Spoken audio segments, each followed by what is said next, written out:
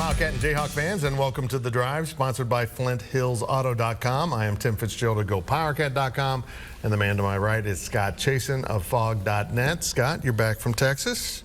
Got to see a win? Yeah, got to see a Whataburger, too, which was equally as exciting. That is exciting. I'm over here doing math, trying to figure out if K-State wins the Big 12 tournament, and I'm realizing they'd still have a losing record. That's how By quite a few games. They could actually go on to win the NCAA tournament and still have a losing record. No, that's not true. Now you're just making stuff up. Maybe he's right. You can interact with us on social media at Facebook.com/The Drive Show, on Twitter at The Drive 13, and of course, answer our weekly poll question and make your game predictions over at TheDriveShow.com. And remember, if you ever miss an episode of The Drive, you can listen to an audio-only version that will appear each Monday morning in the form of a podcast at GoPowerCat.com and Fog.net. And we start things off with our 2-minute drill. The 2-minute drill is sponsored by Hula Hands. They've been expecting you. Now let's eat. Udoka Azubuike had a career day in Waco, scoring 23 points and adding 19 rebounds. Scott, the 7-footer, only got off 6 shots the last time these teams played. What the heck changed? Well, a lot changed, and it really starts with Bill Self. We can bring the camera to me. I'll kind of demonstrate the way that Baylor defended in that first meeting and then how KU changed it up. So going back to that first meeting, Baylor employed a really unique defensive strategy. They had Freddie Gillespie, the big man, stay in front of Udoka Azubuike. So he's fronting the post. He's staying between Azubuike and the ball. And then Mark Vital, the versatile Baylor wing forward defender, he's patrolling the baseline. He's helping off Marcus Garrett, who is not a shooter for Kansas, so he can leave him on the perimeter, and he's going to knock the ball away anytime that pass comes over the top. So you mentioned it, Azubuike had 6 field goal attempts in that game, and now we go to the second matchup, this last Saturday's game, and things completely changed. And you know, one of the differences was the people on the court. On that first play, you see 2 shooters on the wings, so that makes it more difficult for Baylor to help off. The Jayhawks also set a number of middle ball screens. So one of the things that makes Baylor's defense so good, they position their body, especially on ball screens, to keep you from getting to the middle of the court and to keep you from switching from side to side. They use a coverage called ice, or downing the ball screen, which is going to push you to the sideline and basically not let you spread out their defense. Well, to combat that, you notice where Azubuike is setting the screen on that play, it's in the middle of the floor. It's a lot harder to push someone to the sideline when they are, operating out of the middle. It's also harder to help off the corner shooters because it's a shorter distance from the middle of the floor to either the right or left corner to throw it out there for a 3-point shot. Whereas if you're operating from, let's say, the left wing, that right corner is really far away. It's going to take a great pass just to get the ball all the way across the court, and then also the defense has time to rotate. The last change Bill Self made, Marcus Garrett, he put him on the ball. He was the guy controlling it, running pick and roll, throwing the lobs. Baylor couldn't help off Marcus Garrett because he was the one with the ball, and they couldn't help off a corner shooter because Bill Self moved him to the center of the court. That's how Udoka Azubuike scores 20 points. Garrett had 5 assists for Azubuike baskets inside, and he made 6 more. It was impressive. It was a great coaching job by Coach Self. He scouted this thing perfectly. He had his team prepared perfectly. And whenever they needed something, he had something to draw up to get the ball to the big guy. 4 days. He got 4 days, and that makes a huge difference. His record the last decade in NCAA tournament games, when you get those extra days, so round of 64, Sweet 16, and Final Four, 16-2. He doesn't lose when he has 4 days to prep. That's interesting. Well, Texas led Kansas State by 19 at halftime in a 70-59 victory at Bramlage Coliseum. Considering Texas has been struggling too, is this a sign that this K-State team is dead in the water? Yeah, it is. It looks like it. I don't see them winning another game at this point. Maybe Iowa State to close the regular season at Bramlage Coliseum because they're not doing so swell right now. But it seems like Kansas State is everyone's get healthy game right now. We've seen Iowa State win in Ames. We've seen TCU win. We've seen Texas win. You just go down the list over and over the teams that they could compete with. have been beating K-State and now beating them by double figures. This game wasn't close, wasn't even competitive at times. Kansas State is going through the motions, and if you've been following along, there was an incident at the Texas Tech game in which K-State was remarkably competitive. It was a single-digit victory by the Red Raiders in which Cartier-Jada and head coach Bruce Weber had a shouting match. Bruce Weber slammed a stool into the ground, thus continuing the violence against stools this season. That's a big problem in the Sunflower State. It's really gotten to be a problem in Kansas basketball, you know, the state of Kansas. We can't keep beating up on stools the way we are, people. And you can say whatever you want about what was said between the two. It seemed clear to me that a word was said that I'm not going to say on the show, but they've denied that, and okay, that's fine. But still the body language and the confrontation between the coach, and it included Cartier-Jada like clapping at his coach, and it was just ugly, it was unfortunate, and then soon after, Carty had a nice layup and then stared down his coach as he went up the court, and a little bit later, he had an opportunity for an open court dunk, and it went off the back of the rim. He didn't go back on defense, and Texas Tech hit a three-pointer. Right there, I think the team broke. And, you know, the fact that he was able to come back in the game after the confrontation, I think really stung the rest of the players. After that, after the missed dunk, he was done for the day. But he's still on the team. He's still part of the team. And there's an obvious problem between coach and player here that is just kind of fester until the end of the season, apparently. They can just let it go. And now we're seeing the results of that, Scott, as this team is broken. And oh, by the way, they have Baylor and Kansas next week. Yeah, it's tough when you don't have that leadership maybe at the top with your older players to where, you know, you just have someone who can help them figure it out. Yeah, I mean, anyone who's been really closely watching this team understands that there's some real discomfort, some friction here.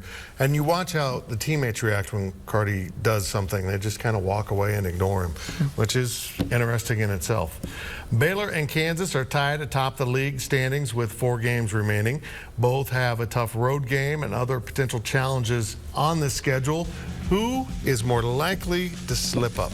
I think this weekend or this next week will tell you a lot of that with Kansas playing Kansas State in Manhattan. I think on Leap Day, funny enough.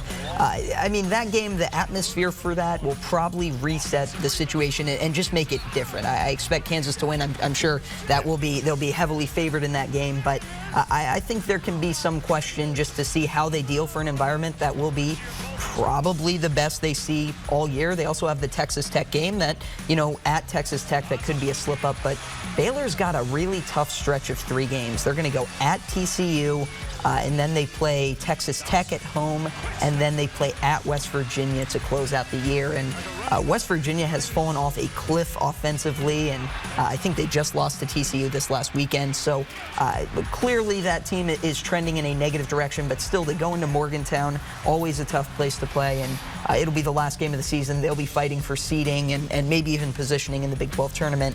So they'll have a lot on the line too. And I think pressure would be the final piece of this. Neither one of these teams have won a Big 12 championship, a majority of the players. Obviously, some of them have, some of the older players on Kansas, but a lot of these young guys who are contributors don't know what it's like to go down to that last game and say, hey, you've got to win, you've got to put it all on the line, you know, this single game. So I think there are some challenges. Well, it was slip-up Saturday for teams in the top 4. All but KU lost. San Diego State lost to a UNLV team, by the way, in San Diego. That K-State beat. One of K-State's 9 victories is the team that beat San Diego State. That's a horrible loss. And Gonzaga lost to BYU. That was coming. Yeah. Gonzaga. Yeah, it was. So I ask you this before we wrap this segment up. Is there a chance if these teams win out, progress through that bracket, and meet for the Big 12 championship, still with only 1 loss against conference competition, that they'll go in the NCAA tournament as the top 2 seeds in the entire bracket? I think they're close to being locked into that right now. I think Kansas would actually have to do work to not be one of those top 2 seeds. They'd probably have to lose 2 or 3 more times. Yeah, I don't see it happening. Now, a quick look at your poll question results, and poll questions are brought to you by Film at 11, your go fast, look good, play hard custom shop. Well, last week's question was, Baylor, at the time, 12-0 in Big 12 play, and what will the Bears' conference record be after all 18 conference contests are finished? So we look at the results. 15% of you already wrong because they will not go 18-0. 40% said 17-1, 30% 16-2, 15-3 or worse, 15%. Yeah, I don't see that happening either. I think it's going to be B. I think these teams are going to win out. I'll take C. This week's question is this. How many teams from the Big 12 will make the NCAA tournament? This is challenging because you don't know how bad. We got the NCCAA tournament. Then the answer we is did zero. A good job editing. The answer is zero. Then. Zero, then no one would be making. Here are your answers. A is 4, B is 5, C is 6, D is any other number in the world, including a million trillion. Mm-hmm. And so make your votes over at thedriveshow.com. Well, a million trillion is not on the poll. Oh, well, it technically is, Sadly. although it's not a number. But, well, that will do it for this half of the 2-minute drill, and we will be right back with more on math. KU and K-State on The Drive.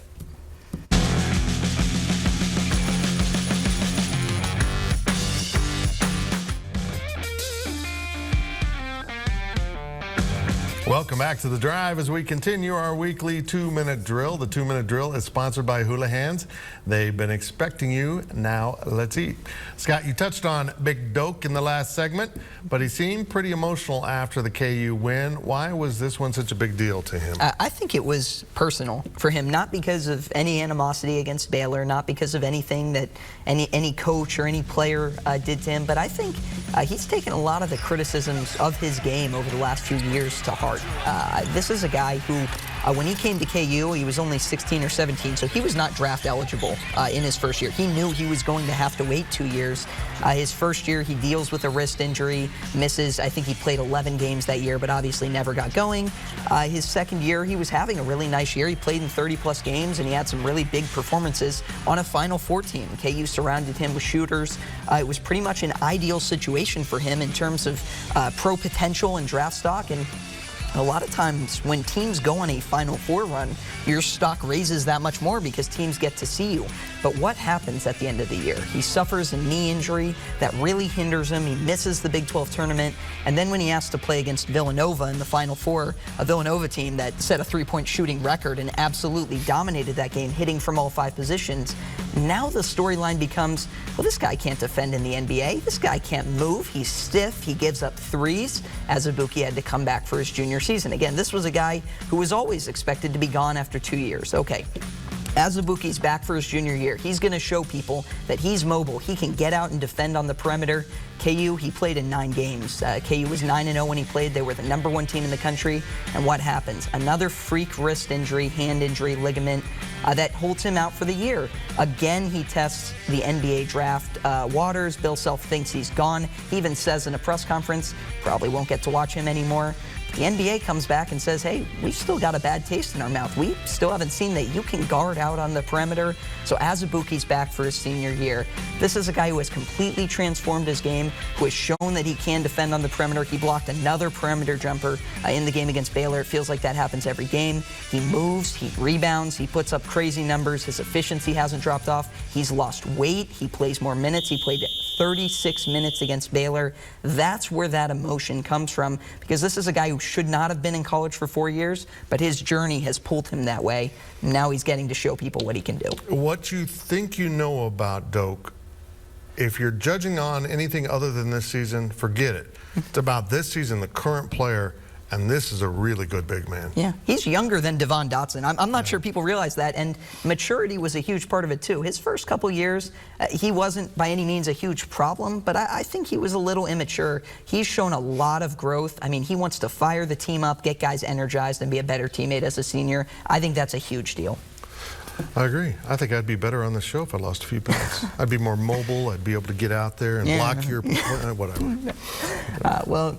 K-State is on track for the program's most losses in a season, and the talk of this season ending Bruce Weber's tenure are growing from the fan base. Is there any chance, Fitz, that K-State would consider making a change after this season? Let me put this as best I can. No. No, it's not going to happen. The guy just won a Big 12 title. Everything that could go wrong has gone wrong this season. Outside of injuries, they really haven't had any injuries. They're paying the price for shoddy recruiting over a 3-year period. I've said that over and over, but it's the truth. The younger guys in the program are being counted on maybe a little bit more than they're ready to contribute, and the leadership from the upperclassmen hasn't been what they need. But most importantly, overall, the performances from the upperclassmen hasn't been what they need. I mean, Xavier Sneed's had moments, Cardi Ajada's had moments, Makam Alwin's kind of struggled. all season long. He struggled Saturday against Texas and yet had a double-double. I can't figure that out. I don't know how that works out. He didn't seem to play well, and there was a big struggle there to get over the hump, and you look at the stats in the game, and he ends up with 13, 14, and 10. It was incredible. This team just isn't very good. That's the end of the story. They just aren't very talented. They don't have enough guys. It's just kind of a mess right now for this team. And with all that said, no, this isn't going to end Bruce Weber's time at K-State, nor should it. He has a heck of a recruiting class coming in. In the past, I would have probably said this should be it, but he has earned that by winning 2 Big 12 titles and going to an Elite Eight. He's got cards to play, and he gets to play them right now. And he's going to be back next year with a frightfully young team, but I'm going to say this and be blunt about it. You cannot under-recruit for 3 years and then finally string together back-to-back recruiting classes and then play a different card. Oh, we're so young. Well, they're so young because you failed at recruiting for so many years. You can't say next year, well, we've got 7, 8 out of our 13 players are freshmen and sophomores. They're that way because of what you've done. It's not like a bunch of guys left for the NBA. You just didn't recruit well enough. Next year is going to be very telling in the future of K-State basketball, and particularly with Bruce Weber at the helm. I think they're going to be better next year, good enough where there's no change again, and we'll see them start trending up in 2 years. Yeah. I don't like this roller coaster. I've said that, but here we are. It is what it is. Yeah, and from the outside perspective, I would guess that Bruce Weber, like you mentioned, the Elite Eight, the Big 12 titles, has enough faith to go this year, has enough faith probably to go next year, even if things don't go well. And then I think that's when you start having that conversation. And now we step out of bounds. Well, we go out of bounds and into the ring as Tyson Fury regained the unified heavyweight boxing title Saturday night in Las Vegas by defeating Deontay Wilder. But the real story here isn't about boxing. Fitz, tell us why Tyson Fury hits home with you. It really does. And Tyson Fury, this was his comeback. If you're not a boxing person, I get that. I'm not really a boxing person, but I'm a Tyson Fury fan because of this. He derailed his entire career because of what he flatly says is mental illness. It was depression, alcoholism, and he just went off the rails. And there's an incredible interview that he did with Rich Eisen. You can go to YouTube and check that out. That really set off this thought for me.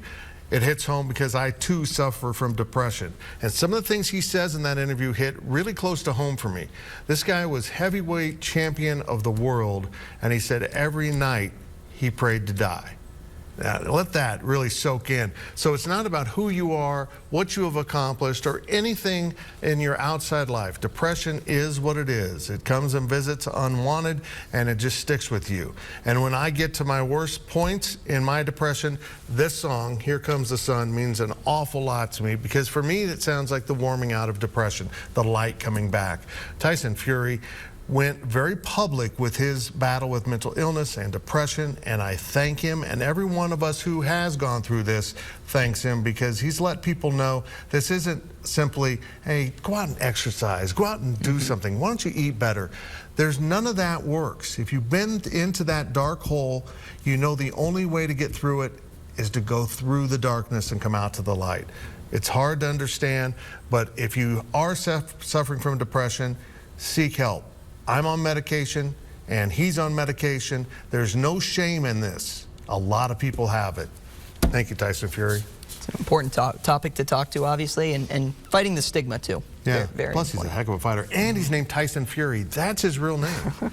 It's amazing. He's 6'9", he's bald, and he's a heavyweight champion of the world. We would be fighters if our names were collectively Tyson Fury. I could go by Timothy Fury, his fat older brother.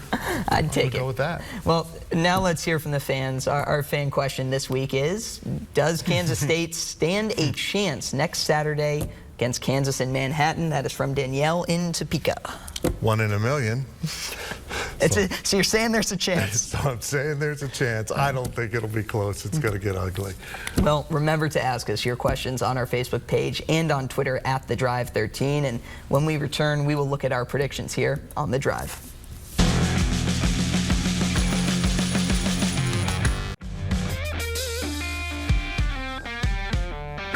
Welcome back as we head down the home stretch of this week's show. Now it's time to take a look at our predictions, and the predictions are brought to you by Vanderbilt's Your Work Boot Center. And remember to make your weekly predictions over at thedriveshow.com. Here's last week's results. I picked K-State to win, and I paid a price. Hey, you're on fire, though. You since the end of football season, have skyrocketed. I've been trending down, but we're going to flip it around this week. Yeah, good job, viewers. Way to make us look bad. Thanks a lot. Now for this week's picks, we're doing something a little bit different. All the picks have to do with the KU K-State game. Next Saturday in Manhattan on a day.